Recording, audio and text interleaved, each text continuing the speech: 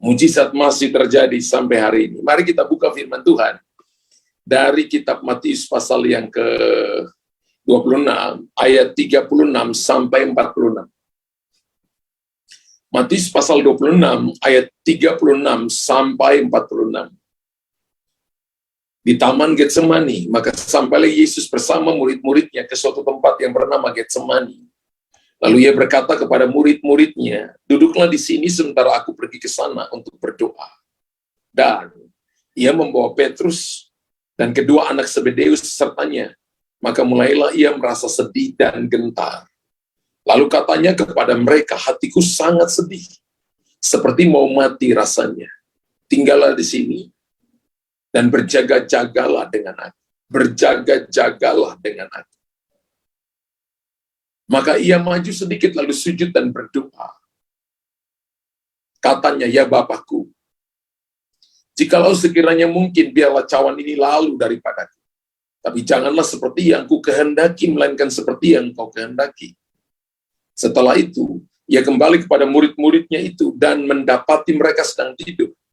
Dan ia berkata kepada mereka, tidakkah kamu sanggup berjaga-jaga 1 jam dengan aku? Ayat 41, berjaga-jagalah dan berdoalah, supaya kamu jangan jatuh ke dalam pencobaan. Roh memang penurut, tetapi daging lemah. Lalu ia pergi untuk kedua kalinya. Dan berdoa katanya, ya Bapakku, jikalau cawan ini tidak mungkin lalu, kecuali apabila aku meminumnya, jadilah kehendakmu. Dan ketika ia kembali pula, ia mendapati mereka sedang tidur, sebab mata mereka sudah berat. Ayat 44, ia membiarkan mereka di situ lalu pergi dan berdoa untuk ketiga kalinya dan mengucapkan doa yang itu juga. Sesudah itu ia datang kepada murid-muridnya dan berkata kepada mereka, tidurlah sekarang dan istirahatlah. Lihatnya saatnya sudah tiba bahwa anak manusia diserahkan ke tangan orang-orang berdosa. Bangunlah, marilah kita pergi. Dia yang menyerahkan aku sudah dekat. Mari kita lihat pada ayat yang ke-40. Setelah itu ia kembali kepada murid-muridnya dan mendapati mereka sedang tidur. Dan ia berkata kepada Petrus, tidakkah kamu sanggup berjaga-jaga 1 jam dengan aku? Kalau kita paralelkan ayat ini dengan ayat 38, Yesus berkata begini, bahwa tinggallah di sini dan berjaga-jagalah dengan aku. Sebuah kerinduan daripada Tuhan, keinginan daripada Tuhan adalah supaya kita berjaga-jaga. Berjaga-jaga ini adalah salah satu prinsip doa. Dan saya katakan ini prinsip doa, salah satu tingkatan yang paling tinggi, yaitu berjaga-jaga. Karena berhubungan dengan daging kita, dan daging kita itu nggak mau berjaga-jaga. Daging kita maunya cepat, daging kita maunya langsung instan. Tapi Tuhan mau saudara dan saya berjaga-jaga. Dan berjaga-jaga adalah kehendak Tuhan. Berjaga-jaga adalah kerinduan Tuhan. Tuhan mau kita berjaga-jaga. Nah, kisah ini sebenarnya ditulis untuk saudara dan saya, untuk belajar tentang apa yang terjadi di Taman Getsemani. Bahwa Alkitab berkata bahwa ketika di Taman Getsemani kita lihat bahwa sepertinya kehendak Yesus berbeda dengan kehendak Bapaknya. Sebenarnya di sini Tuhan sedang berbicara kepada kita. Di Injil yang lain dikatakan Yesus berdoa sampai keringatnya meneteskan darah. Jadi pencurahan darah yang pertama itu adalah untuk menebus kehendak kita yang berdosa, supaya kehendak kita bisa kembali selaras dengan kehendak Bapa di sorga. Salah satu kehendak Bapa di sorga adalah Bapak Ibu dan saya berdoa, suka berdoa dan berjaga-jaga. Dan Yesus memperagakan itu kepada murid-murid yang dekat dengan dia, yaitu Petrus, Yakobus, dan Yohanes. Yesus tahu bahwa dia akan mengalami penderitaan yang begitu hebat di atas kayu salib sebagai seorang manusia 100%. Oleh karena itu, dia mau menunjukkan kepada murid-murid bahwa ketika kita menghadapi tantangan berat, persoalan berat, maka kita harus berjaga-jaga dan berdoa. Amin. Itu cara untuk Bapak, Ibu, dan saya Itu cara untuk kita melihat perkara-perkara hebat, perkara-perkara ajaib. Dan Alkitab berkata, tapi ketika Yesus sedang berdoa,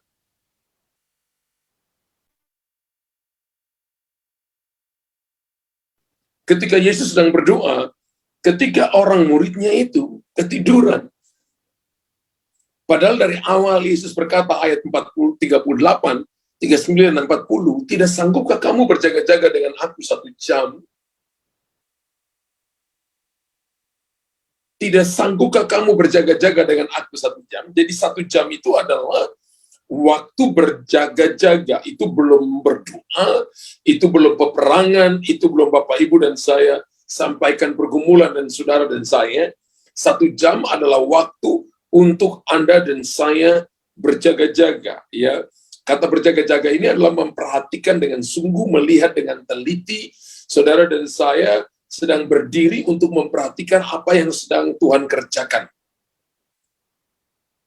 Dan Tuhan tidak mau kita di sini dengan kekuatan kita, tapi Bapak Ibu harus masuk dengan kekuatan Tuhan. Nah, saya percaya bahwa keadaan yang dialami oleh Petrus, Yakobus, dan Yohanes ini juga dialami oleh banyak umat Tuhan, di mana ketika mereka kurang mendisiplinkan diri dalam menjalankan kehidupan doa dan berjaga-jaga, sehingga banyak umat Tuhan mengalami kekalahan. Banyak umat Tuhan mengalami banyak hal yang membuat mereka kecewa, banyak umat Tuhan yang membuat, sehingga keadaan ini membuat mereka akhirnya mundur dari Tuhan. Karena mereka kurang berdoa dan berjaga-jaga. Karena itu kehidupan doa sangatlah penting bagi kehidupan kita. Bapak Ibu tulis di kolom komentar.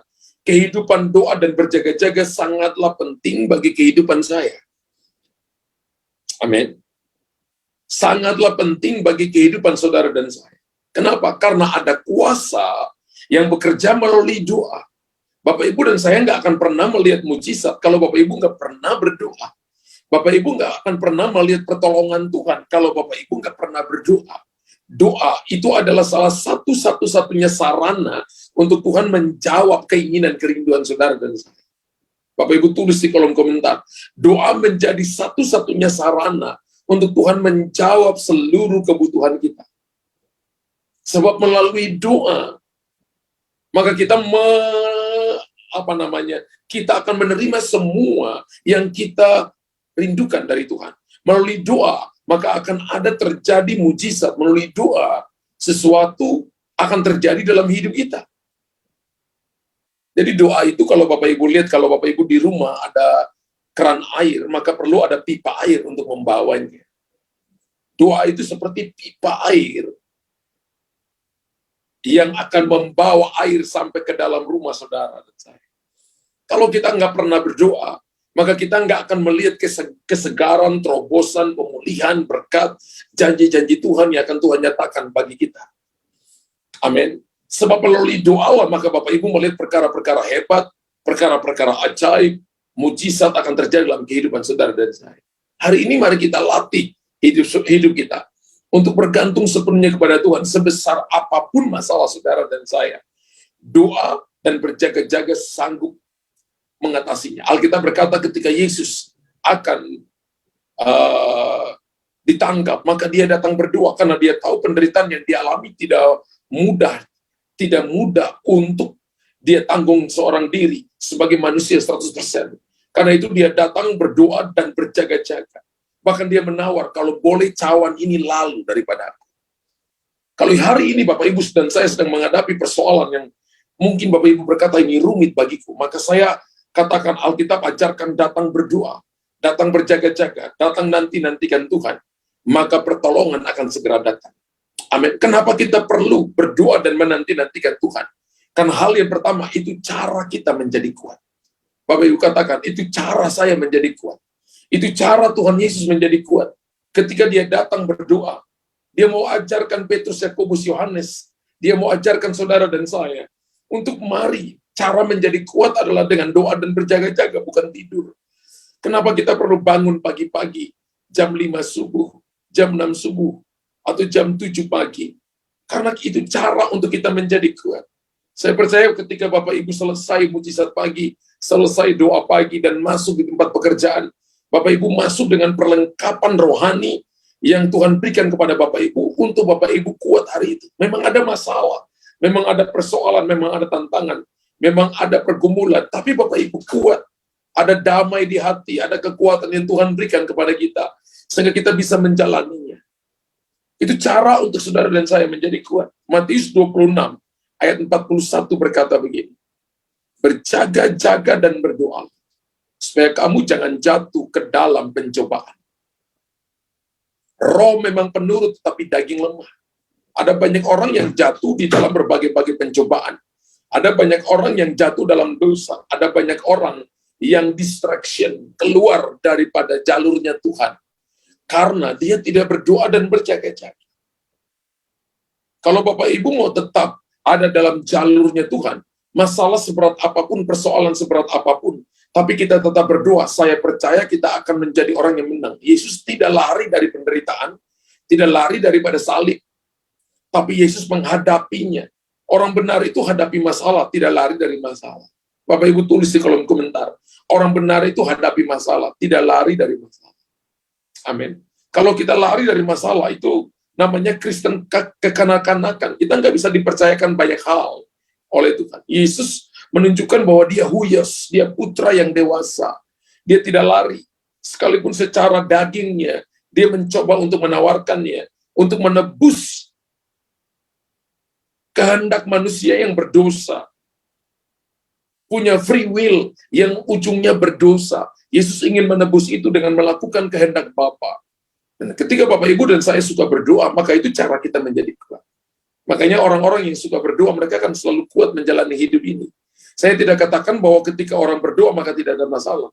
Sering saya katakan bahwa ketika Anda semakin dekat dengan Tuhan, satu neraka menyerang Anda. Satu neraka berharap Anda jatuh. Satu neraka berharap Anda hancur. Satu neraka berharap Anda mengalami yang namanya jauh dari Tuhan. Anda mengalami yang namanya stres. Anda mengalami yang namanya putus asa. Itu kerinduan neraka. Tapi kerinduan Tuhan adalah Tuhan ingin merubah krisis kita. Krismon. Orang berkata krisis moneter menjadi krisis menolong. Merubah menjadi resesi, menjadi resepsi.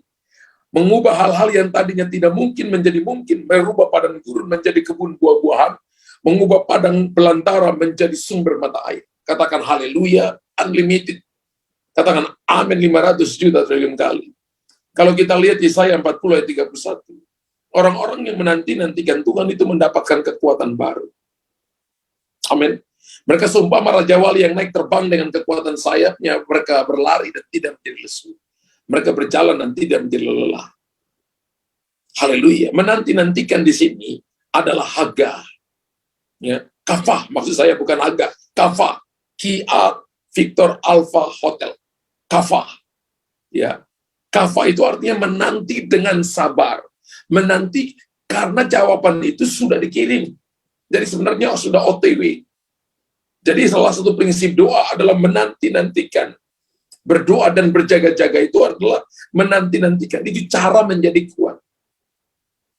Kafa itu artinya Bapak Ibu akan menerima semua yang Tuhan Anda doakan. Makanya doa Alkitab berkata begini, ketika kita datang berdoa, percayalah bahwa kita sudah menerima. Artinya ketika kita datang doa dengan yakin, dengan percaya, Tuhan aku percaya aku sudah sembuh, percaya enggak? Bahwa ketika amin, Bapak Ibu akan alami kesembuhan. Kalau belum percaya nggak bahwa itu sedang terjadi dalam hidup saudara? Atau ke Bapak Ibu katakan begini, mana aku belum lihat, mana kenyataannya, aku belum pegang. Ingat bahwa kekristenan itu bukan apa yang kita lihat dulu baru percaya. Kristen itu adalah tidak lihat namun percaya. Kalau Bapak Ibu mau percaya, mau lihat dulu baru percaya, itu bukan Kristen namanya. Orang yang ateis pun lakukan itu. Dia tidak lihat, dia harus lihat baru percaya. Tapi kekristenan adalah sesuatu yang berbeda. Tidak melihat, namun percaya. Jadi ketika Bapak Ibu berdoa, Bapak Ibu harus yakin bahwa Bapak Ibu sudah terima itu. Itu namanya Kristen yang benar. Amin. Itu namanya Kristen yang dewasa dengan Tuhan. Dan Alkitab berkata begini, bahwa bukan cuma mereka dapat kekuatan baru, tapi mereka diumpamakan seperti Raja Wali. Ketika Bapak Ibu dan saya berdoa dan menanti-nantikan Tuhan, maka Tuhan merubah ayam kampung jadi Raja Wali. Bapak Ibu tahu, salah satu unggas yang tidak terbang tinggi adalah ayam kampung. Ya, makanannya cuma cacing. Makanan cuma adalah mengais-ngais cacing, saudara. Mengais-ngais tanah untuk mendapatkan cacing. Tapi ada satu unggas yang terbang tinggi, yaitu Raja Wali. Raja Wali adalah burung yang spesialis menghadapi tantangan, menghadapi badai. Dia tidak takut dengan badai. Ayam kampung takut dengan badai, tapi Raja Wali tidak takut dengan badai. Ketika Bapak Ibu suka berdoa dan menanti-nantikan Tuhan, maka badai bukan lagi masalah bagi saudara. Tapi badai akan diubah Tuhan menjadi kendaraan untuk membawa Anda lebih cepat sampai kepada tujuan. Makanya kalau kita bilang kita orang Kristen, maka hal yang harus dilihat dari mereka adalah pribadi keluarga yang suka berdoa. Suami yang mengajak keluarganya berdoa, istri yang mengajak keluarganya berdoa, anak-anak yang mengajak orang tuanya berdoa bersama-sama. Karena itu adalah cara untuk kita tidak menjadi letih, dan cara untuk kita tidak menjadi lelah dengan kita datang menanti-nantikan Tuhan, berdoa dan berjaga-jaga. Dan Alkitab katakan ketika Bapak Ibu menjadi seekor Raja Wali, maka firman Allah berkata, maka akan terjadi percepatan dari berjalan kepada berlari kepada terbang. Berapa banyak kita yang mau terjadi percepatan? Maka latih dirimu suka berdoa. Ada orang berkata gini, pastor, kenapa saya nggak bisa doa 1 jam? Kenapa teman saya bisa doa 2 jam, pastor?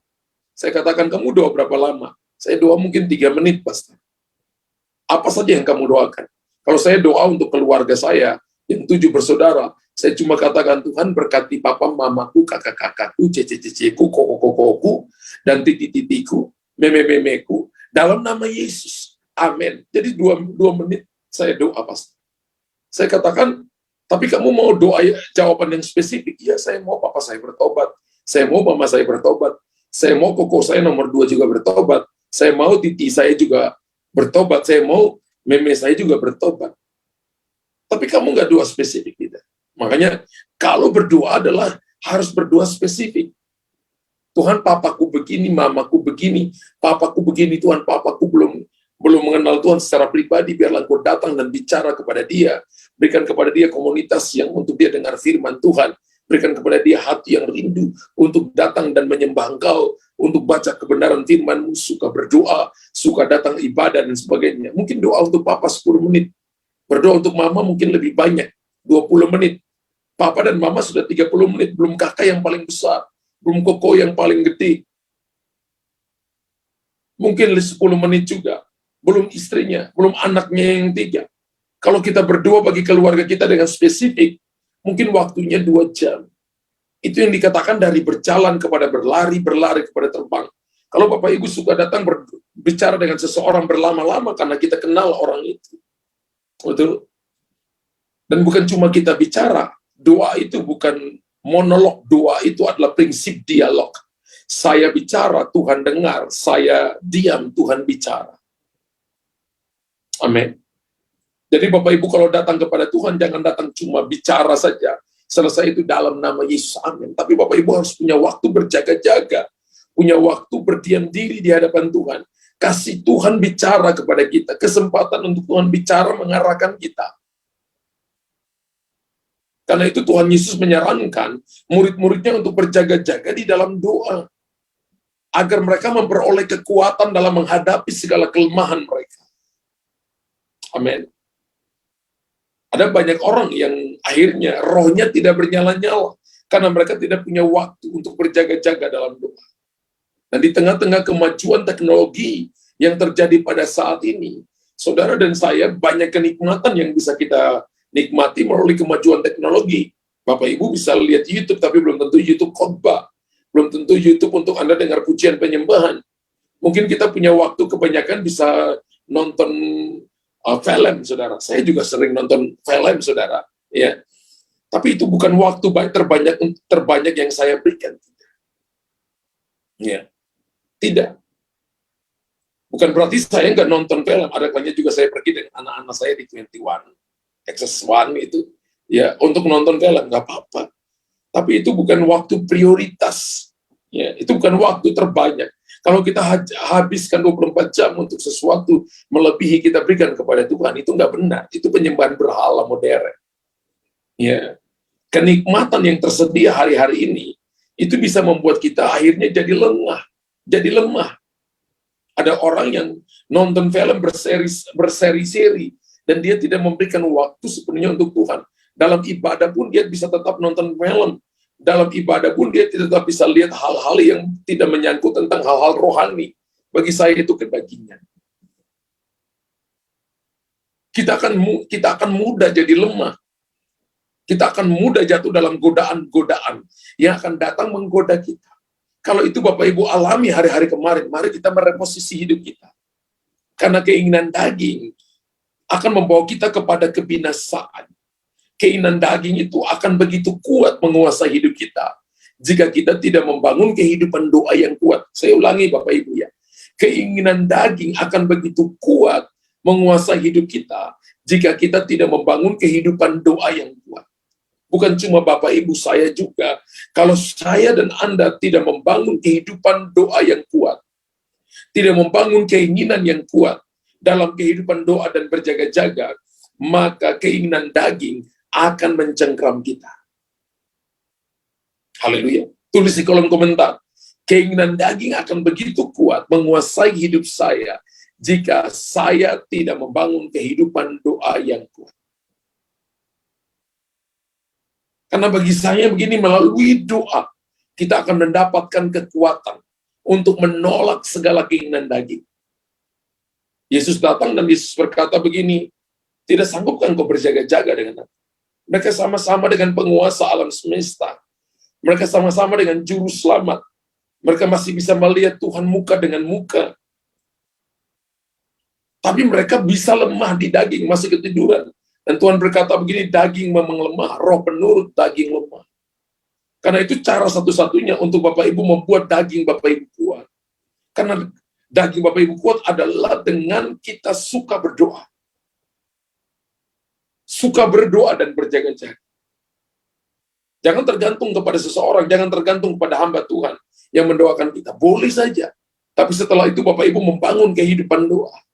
Karena dengan itu kita akan jadi kuat. Kan kita hadapi masalah kita sendiri. Kan kita hadapi persoalan kita sendiri. Itu harus ada dalam pergumulan kita. Kalau kita mau nikah, maka kita akan siap menghadapi tantangan persoalan. Karena perbedaan wanita pakai perasaan, laki-laki pakai pikiran. Itu saja sudah problem dalam hidup saudara dan saya. Belum masalah anak-anak yang akan lahir, masalah makan, minum, dan sebagainya, masalah masa depan sekolah mereka. Ada banyak hal. Dan saya percaya doa dan berjaga-jaga akan membuat kita menjadi kuat dan tidak akan dikuasai oleh keinginan daging. Melalui doa kita mendapatkan kemampuan untuk menjalani hidup sesuai dengan firman Tuhan. Katakan amin. Itu adalah cara kita menjadi kuat. Berkali-kali dalam kehidupan saya pribadi dan keluarga, ketika kita mengalami ujian dalam kehidupan kita, kami selalu kumpul setiap pagi, bersama-sama menyembah Tuhan. Ketika malam, kami selalu datang menyembah Tuhan bersama-sama. Sebelum tidur, kami selalu doa. Bangun pagi, kami selalu doa sama-sama dengan anak-anak. Karena kami tahu bahwa hanya itu cara untuk jadi kuat. Dan bukan cuma itu jadi investasi ilahi. Saya lihat itu kehidupannya, saya lihat dalam kehidupan keluarga istri saya. Mamanya itu pendoa sampai sekarang 93 tahun. Itu doanya satu hari itu bisa lebih dari 10 kali. Dan saya lihat anak-anaknya juga. Saya lihat kehidupan misalnya istri saya. Ya, apa-apa tuh cari Tuhan. Gitu. Bahkan arahkan anak-anak untuk cari Tuhan dengan sungguh-sungguh. Berdoa sungguh-sungguh. Baca Alkitab sungguh-sungguh. Kehidupan keluarga. Mereka karena lihat ada yang jadi contoh. Kehidupan keluarga mereka. Jadi doa dan berjaga-jaga yang diperagakan, yang ditunjukkan oleh Yesus itu menjadi sebuah role model. Kenapa dia Tuhan tapi berdoa? Dia sedang menunjukkan sebuah gaya hidup yang bergantung sepenuhnya kepada Bapaknya, karena dia nggak mampu sebagai seorang manusia. Kalau Yesus yang adalah 100% Tuhan, 100% manusia, mengajarkan kita doa dan berjaga-jaga. Keterlaluan sekali kalau kita tidak membangun kehidupan doa yang kuat di hadapan Tuhan. Setan gak takut dengan kita aktivitas rohani. Setan gak takut dengan pelayanan kita. Tapi setan takut ketika Anda dan saya berdoa. Makanya ketika Bapak Ibu mau berdoa, ada banyak pikiran di sini. Banyak hal yang menuduh, doa itu kan berlutut capek, mau ngomong apa, duduk kan pegal-pegal, nanti bagaimana. Makanya kan kalau sekolah doa itu kan banyak pertanyaan, nanti doa apa ya? Padahal dia bisa bicaranya banyak dengan istrinya, dengan temannya, bisa ngobrolnya banyak. Prinsip doa itu kan curahkan isi hati. Dan berjaga-jaga menanti-nantikan Tuhan. Kita akan menjadi tampil berbeda dan menjadi jawaban bagi banyak orang ketika kita suka datang dalam doa dan berjaga-jaga. Cara pertama untuk saudara dan saya menjadi kuat dalam doa dan berjaga-jaga adalah kita menjadi kuat dengan Tuhan. Menjadi kuat dalam Tuhan. Cara yang kedua untuk kita berdoa dan berjaga-jaga adalah cara untuk kita melakukan kehendak Bapa. Yang dilakukan oleh Yesus adalah melakukan kehendak Bapa. Matius 26 ayat 39 berkata, maka ia maju sedikit, lalu sujud dan berdoa kepadanya, ya Bapakku, jikalau sekiranya mungkin, biarlah cawan ini lalu daripadaku. Tapi jangan seperti yang ku kehendaki, melainkan seperti yang kau kehendaki. Yesus melakukan itu untuk kehendak Bapanya, bukan untuk kehendak free will. Free will manusia itu terkontaminasi oleh dosa, sehingga cenderungnya adalah untuk kedagingan. Bangun berdoa atau tidur, kita akan pilih tidur. Baca Alkitab, ataukah Bapak Ibu lakukan hal yang lain, maka kita akan cenderung kepada hal-hal yang lain daripada kita melakukan ini. Tapi Yesus memilih orang berdoa dan berjaga-jaga itu adalah cara untuk kita melakukan kehendak Bapa. Ketika Bapak Ibu datang berdoa, itu cara melakukan kehendak Bapa. Karena pada waktu kita berdoa, maka kita akan mendengarkan arahan Tuhan. Melalui firman yang kita baca, kita akan melihat bahwa Tuhan akan mempersiapkan hati orang lain yang kita doakan untuk menanti menerima kebenaran firman Tuhan. Nanti dia akan dikuatkan oleh Tuhan, sehingga dia akan memperoleh kekuatan. Itu adalah cara juga untuk kita akan menghadapi masalah, menghadapi penderitaan, tapi kita jadi kuat. Yesus tahu bahwa penderitaan yang akan dijalani bukanlah penderitaan biasa. Dia akan menjalani penyaliban yang menjadi tugas yang paling berat di atas muka bumi ini. Bukan karena salahnya dia, bukan karena dosanya dia. Alkitab katakan dia disalibkan karena dosa Anda dan saya. Dia naik ke atasnya, dan Yesus nggak mampu. Itu sesuatu. Makanya dia datang dan dia tawarkan, kalau boleh cawan ini lalu. Dalam doa dia bisa hadapi semuanya. Menjalani penyaliban. Mungkin Bapak Ibu hari ini tidak disalibkan, tapi Alkitab katakan, barang siapa mengikuti Yesus, maka dia harus memikul salibnya setiap hari. Salib itu adalah tentang bagaimana kita menyangkal diri. Salib itu artinya gini, Bapak, kita harus menghilangkan kedagingan kita dan membiarkan roh kita bertumbuh menjadi dewasa, lalu berbuah dan menghasilkan buah roh sehingga bisa dinikmati menurut Galatia pasal yang kelima ayat 19 sampai ayat 20-21. Amin. Tuhan mau supaya Bapak Ibu dan saya menjadi manusia rohani, pneumatikos. Pneumatikos itu bahasa Yunani yang artinya manusia rohani. Jadi kita ini, makanya beberapa kali saya katakan, kita ini nggak genders. Tuhan nggak lihat laki atau perempuan. Karena ada yang pernah bilang untuk saya, pastor, Alkitab katakan bahwa perempuan nggak boleh berkhotbah, nggak boleh bicara. Saya katakan laki-laki juga nggak boleh. Nyatanya kenapa, pastor? Kalau tidak punya urapan, nggak boleh bicara. Yang kedua, di hadapan Tuhan ini kita manusia rohani. Tuhan nggak lihat laki perempuan, karena Yesus berkata, aku mempelai laki.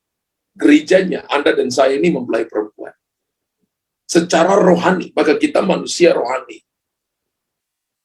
Amin.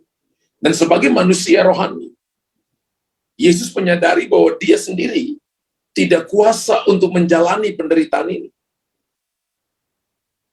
Makanya Yesus bilang, kalau boleh cawan ini lalu. Saya katakan ini pertama kali kehendak Yesus, kehendak Bapa berbeda di sini. Tujuannya adalah supaya menebus kehendak kita yang berdosa. Jadi penebusan pertama yang dilakukan oleh Yesus adalah bukan naik di atas kayu salib baru darahnya tercurah. Tapi ketika dia berdoa, maka keringatnya meneteskan darah untuk menebus kehendak bebas kita. Bahkan dia meminta kepada Bapa di sorga untuk melakukan semuanya itu, jika mungkin. Tapi Alkitab katakan, Yesus harus menjalani semuanya itu. Dan dia kuat menanggung itu, sampai pada akhirnya. Karena Yesus tahu bahwa Bapa di sorga menghendaki, agar kita menjalani semuanya. Makanya kalau Bapak Ibu sedang menjalani semua persoalan, semua masalah yang kita hadapi, belajar bersyukur, belajar datang dalam doa, semakin dekat dengan Tuhan. Semakin dekat dengan Tuhan bukan cuma waktu Bapak Ibu dalam pergumulan, tapi waktu kita sedang diberkati, waktu kita sedang dipromosi, waktu kita sedang diberikan kekuatan, selalu datang dan dalam doa dan berjaga-jaga. Amin. Karena melalui doa kita belajar Yesus dapat kekuatan untuk menjalaninya dengan sempurna. Kalau kita lihat the Passion of Christ, itu sesuatu yang itu sesuatu yang wow. Menurut Yesaya 53, wajahnya hancur babak belur. Alkitab katakan sudah tidak tampan. Orang memalingkan wajahnya, tidak bisa lihat wajahnya. Bayangkan ribuan orang, puluhan ribu orang mungkin melempari dengan batu, meninjunya, memukulnya, mencambuknya, hancur. Alkitab berkata bilur-bilurnya menyembuhkan. Yesaya 53 berkata begini, wajahnya sudah tidak tampan lagi, artinya hancur. Dan orang tidak bisa memandang kepada dia. Yesus menghadapi dengan sempurna persoalan menanggung dosa dunia itu melalui doa dan berjaga-jaga. Dan dia ngajar Petrus, Yakobus, dan Yohanes. Dia ngajar saudara dan saya pagi hari ini untuk kita bisa berjaga-jaga dalam doa. Amin. Ketika kita menghadapi suatu pergumulan yang sangat berat, sekalipun, satu hal yang harus lakukan adalah datang padanya. Mari datang berdoa. Tuhan akan memberikan kekuatan yang luar biasa, kekuatan yang supranatural. Supranatural itu sesuatu yang tidak kelihatan secara kasat mata, tapi Anda bisa merasakannya secara rohani, secara fisik Anda bisa merasakannya. Sehingga kita akan sanggup melalui semua pergumulan yang ada. Dan Tuhan memberikan kepada kita menang di atas kehidupan. Amin. Saya percaya bahwa melalui doa, kita akan sanggup melakukan segala kehendak Bapa kita di sorga. Dan kita akan jadi berkat bagi banyak orang. Amin. Yesus lakukan itu, Bapak Ibu. Segala rencananya akan digenapi dalam hidup kita, jika kita datang sujud menyembah kepadanya.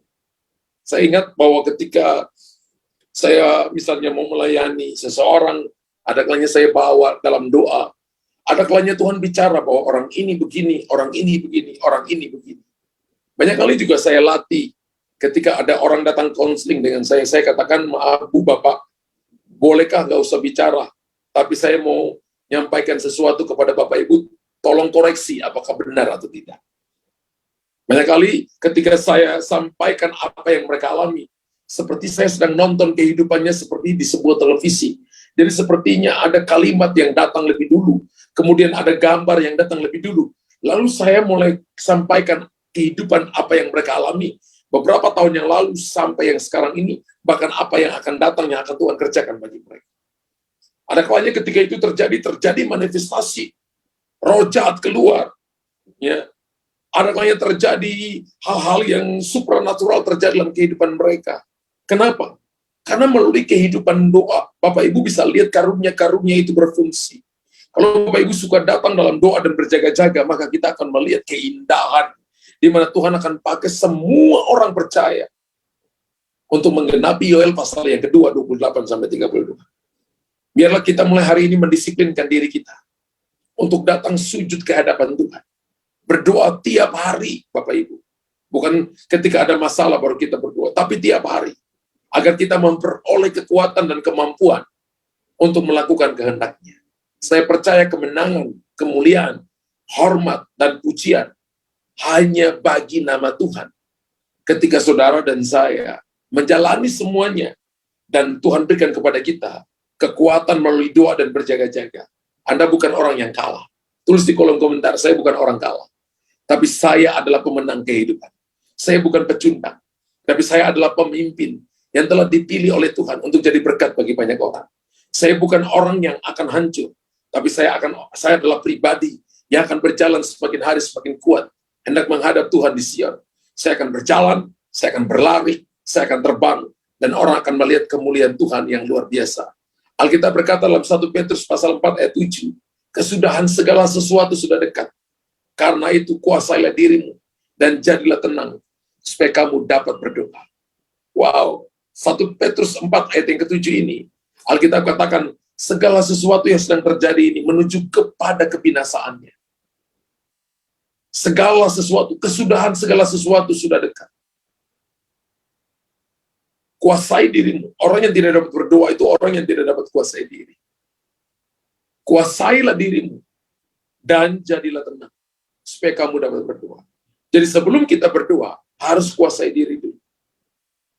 Harus katakan kepada semua yang mencoba menguasai kita, tenang, tenang. Baru kita bisa datang berdoa. Dan Bapak Ibu akan melihat perkara-perkara besar. Bapak Ibu tidak melihat masalah akan menghancurkan kita. Tidak melihat bahwa pintu yang tertutup itu adalah akhir dari segalanya. Adalah kiamat bagi kita. No. Tapi kita mau jadi tenang dan percaya. Datang dalam doa. Mari, percayalah bahwa Tuhan akan menolong kita ketika kita datang dan berharap kepadanya. Dia akan menolong kita. Dia akan memberikan kepada kita kekuatan. Sehingga Bapak Ibu akan dimampukan untuk menjadi pemenang kehidupan. Haleluya. Haleluya. Amin. Bapak Ibu diberkati pagi hari ini.